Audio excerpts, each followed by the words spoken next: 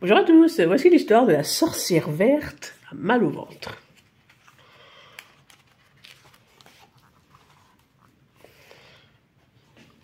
Cachée au fond de sa tanière, la sorcière verte est en colère.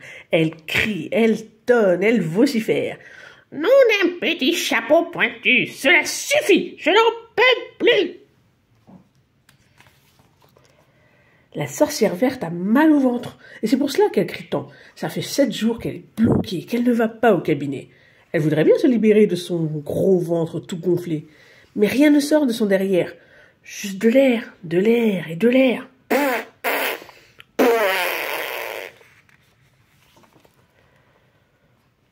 La sorcière verte est énervée. Elle ne sait pas comment se soigner. « Ah, c'est bien la peine d'être sorcière dans une pelure de pommes de terre !»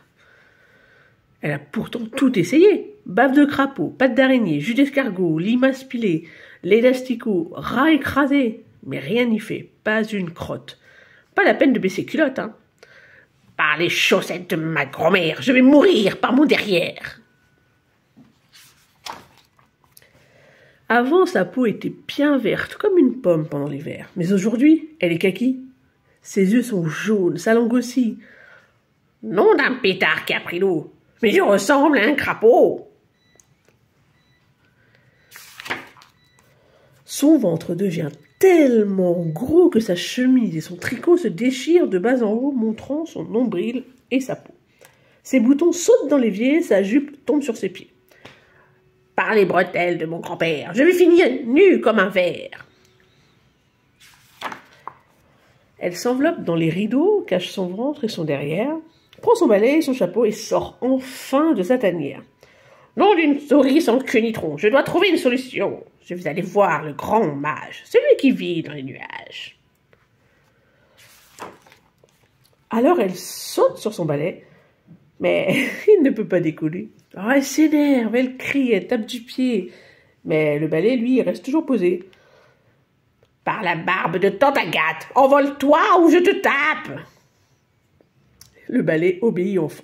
Après quelques sauts de lapin, il s'envole par-dessus les monts en direction de l'horizon et gagne le nuage du mage, où il se pose sans dommage. Quand le mage voit arriver la petite toute ballonnée, le ventre à l'air, le teint flétri, il est si surpris qu'il s'écrie « Oh, nom d'un bonnet en poil de rat, mais tu ressembles à un sac de noix. Et ne parlons pas de ta mine, tu te prépares pour Halloween ?» Par les moustaches de l'oncle Alfred, écoutez-moi, j'ai besoin d'aide. J'ai mal au ventre, je suis bouchée, je ne vais même plus au cabinet. Nom d'un hibou sans bec ni cou. Mais oui, maintenant je comprends tout. Mais qu'as-tu mangé ces derniers temps? Raconte-moi tout, c'est important.